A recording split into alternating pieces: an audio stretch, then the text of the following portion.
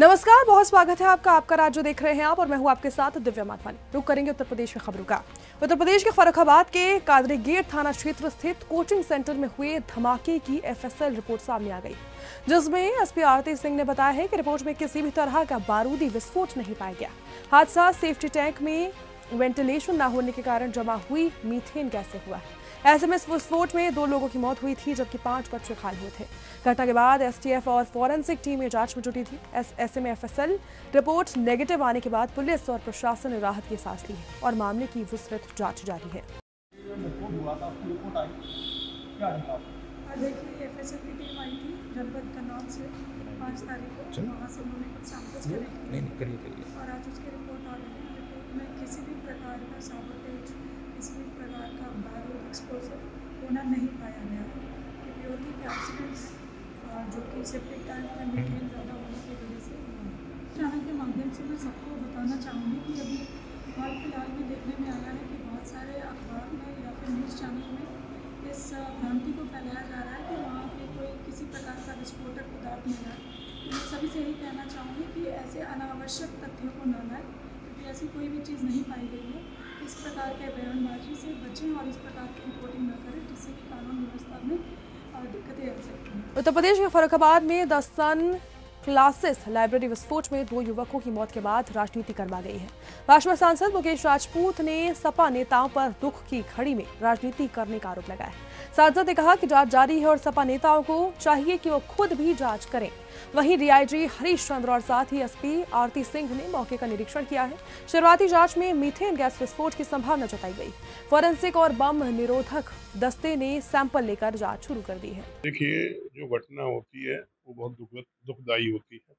ये घटना भी बहुत दुखदायी है। फर्रुखाबाद जनपद में मुझे लगता है इस तरह की पहली घटना है। और विस्फोट जो हुआ है सेप्टिक टैंक घर के बाहर हुआ है या कोचिंग सेंटर के बाहर हुआ है, ये तो मैं ईश्वर की आभार व्यक्त करता हूँ कि कम से कम कि इसके बाद सेकंड बैच और भी 30-35 बच्चों का आ रहा था और बच्चे जो पहले आ जाते थोड़ा वहीं पे इंतजार करते हैं, बाहर ही कोचिंग सेंटर के बाहर ही वेट करते, तो वो थोड़ी देर बाद कहीं होता, 1 घंटे 8 घंटे बाद होता तो घटना और बड़ी भी हो सकती थी। लेकिन जो घटना हुई उसकी जितनी भी निंदा की जाए कम है। दूसरा ये है कि ये हादसा है। अब रही समाजवादी पार्टी की बात, समाजवादी पार्टी के लोग कह रहे हैं कि वो विस्फोट में मारे गए।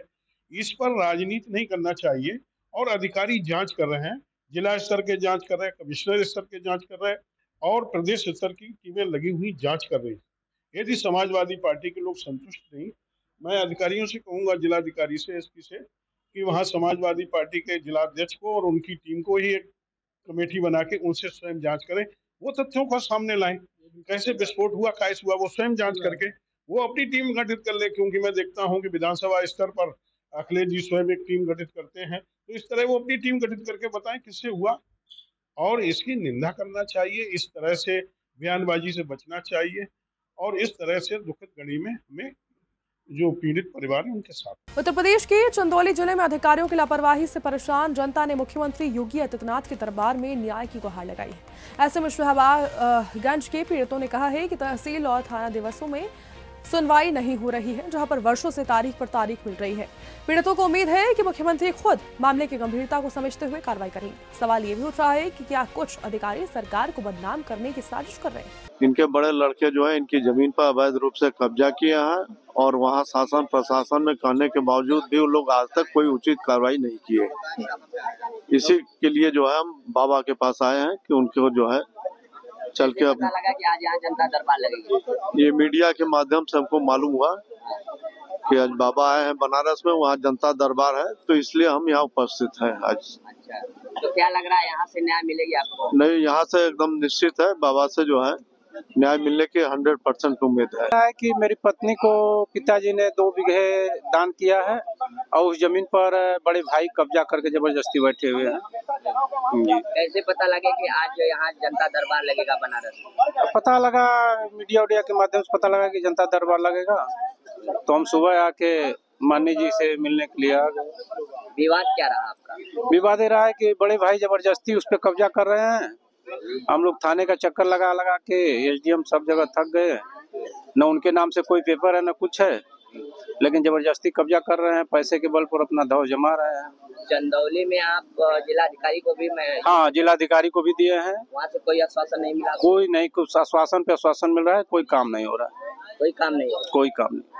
तो फिर अब क्या गुहार लेकर आए थे बाबा जी के पास? बाबा जी के पास आए हैं कि न्याय हमको चाहिए, जो सही है किया जाए। हम लोग दर दर की ठोकर खा रहे हैं।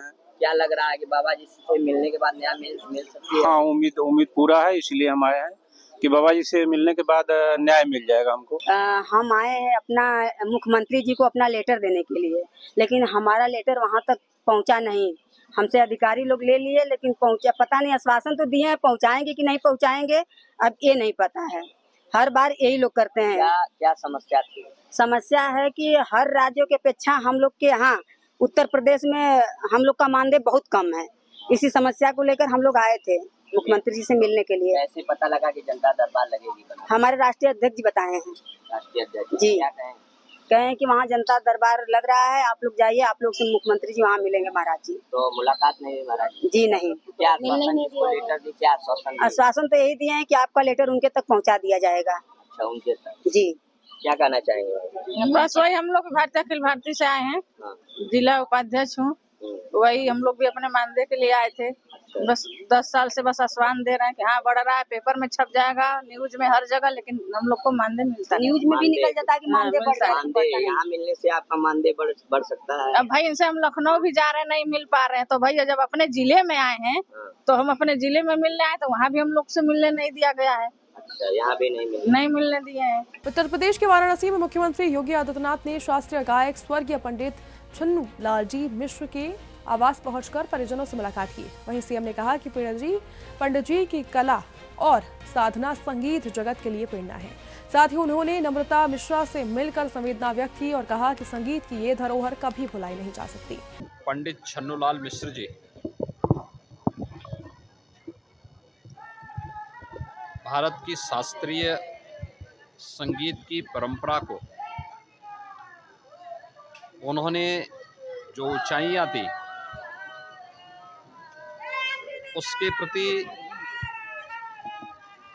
हर भारतीय बड़ी कृतज्ञतापूर्वक उनका स्मरण करता है।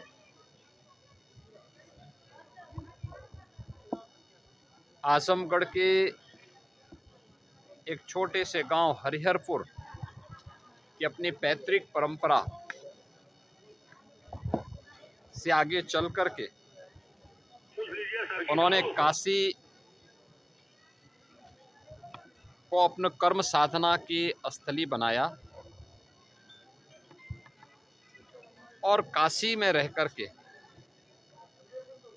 भारत की शास्त्रीय संगीत की परंपरा को जिन ऊंचाइयों तक पहुंचाने में अपना योगदान किया है, उनकी सेवाओं के लिए ही भारत सरकार ने उन्हें पद्म सम्मान से भी सम्मानित करके उनके प्रति कृतज्ञता ज्ञापित की है।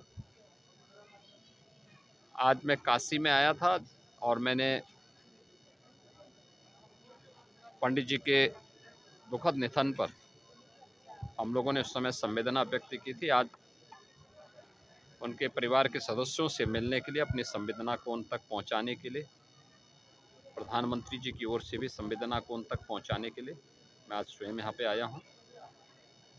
बाबा विश्वनाथ से ही प्रार्थना है, माँ गंगा से ही प्रार्थना है कि पंडित छन्नूलाल मिश्र जी को वो अपने श्री चरणों में स्थान दें और भारत की शास्त्रीय विधा के लिए उनके योगदान के लिए हम बड़ी विनम्रतापूर्वक।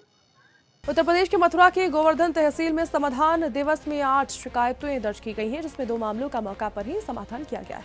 बाकी के लिए 2 टीमें भी गठित की गई। मुख्य विकास अधिकारी मनीष मीणा और साथ ही एसएसपी श्लोक कुमार ने कहा कि सरकार की मंशा है कि जनता को समय पर न्याय और सुविधाएं मिले। अधिकारियों को समस्याओं के त्वरित समाधान के भी निर्देश दिए गए। आज शासन की मंशानुसार तहसील गोवर्धन में तहसील दिवस का आयोजन किया जा रहा है। इसमें जो ज्यादा शिकायतें हैं वो राजस्व से संबंधित है, जिसमें भूमि की पैमाइश हो गई, मेड़बंदी हो गई, इस तरह की शिकायतें हैं। और जिन शिकायतों पर टीम बनाने की आवश्यकता है उसमें तहसीलदार के नेतृत्व में और नायब तहसीलदार के नेतृत्व में टीम का गठन किया गया है। एवं साथ में पुलिस बल भी भेजा गया ताकि मौके पर वाद विवाद ना हो। और समस्त को निर्देश दिए गए कि समस्त शिकायतों का अगले 15 दिन में नियमानुसार निस्तारण कराया जाना सुनिश्चित करें। सबसे ज्यादा जमीनी समस्याएं आ रही है, क्या मामला है, इनसे देखा जाएगा? जमीनी समस्या एक निरंतर रूटीन प्रक्रिया है, उसमें आपसे विवाद हो जाता है, कई बार कब्जे हो जाते हैं, तो इस तरह की शिकायतों का निस्तारण त्वरित करने के लिए सभी को बोल दिया गया। उत्तर प्रदेश के मेरठ से अगली खबर है, जहां मेरठ के थाना जानी क्षेत्र में जावेद नामक युवक ने शिव मंदिर में मीट फेंककर माहौल बिगाड़ने की कोशिश की है। पुलिस ने मौके पर पहुंचकर मंदिर की साफ सफाई कराई और फिर जावेद को गिरफ्तार भी किया गया है।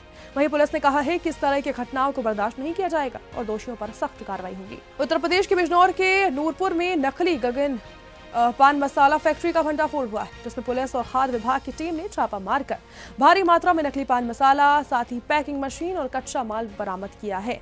फैक्ट्री संचालक वहां से फरार हो गया। फैक्ट्री को सील भी कर लिया गया और सैंपल जांच के लिए भेज दिए गए। ऐसे में लोगों ने इस कार्रवाई की सराहना की है। क्या नाम आपका, किस पद पर तैनात हैं आप? मैं संजीव सिंह, मुख्य खाद्य सुरक्षा अधिकारी, खाद्य सुरक्षा औषधि प्रशासन बिजनौर। आज नूरपुर में छापेमारी की है, क्या मामला है? एक गुटखा गगन ब्रांड से डुप्लीकेट बनाने की सूचना मिली थी, जिसके कार्रवाई में जीएसटी विभाग के सहित दोनों लोगों द्वारा संयुक्त कार्रवाई की गई। यहाँ पर मौके पे जो मिला, उसमें जो माल मिला था उसके 4 नमूने लिए गए और जो शेष सामग्री थी कार्रवाई बिना लाइसेंस के करने के कारण सीज कर दी गई है। लगभग कितना माल बरामद हुआ है, कितने व्यक्ति यहाँ से बरामद हुए हैं? एक व्यक्ति जो है यहाँ पे मौके पे मिला है और दूसरा फरार है। 4 लोग इसमें बताए गए हैं और कुल मात्रा जो है 2,90,447 रुपये की जीएसटी विभाग द्वारा आकलन किया गया है। बताया गया है वह अब्दुल रहमान सन ऑफ मेहदी हसन, निवासी चांदपुर तिराया, नूरपुर, मोहल्ला गांधीनगर जी।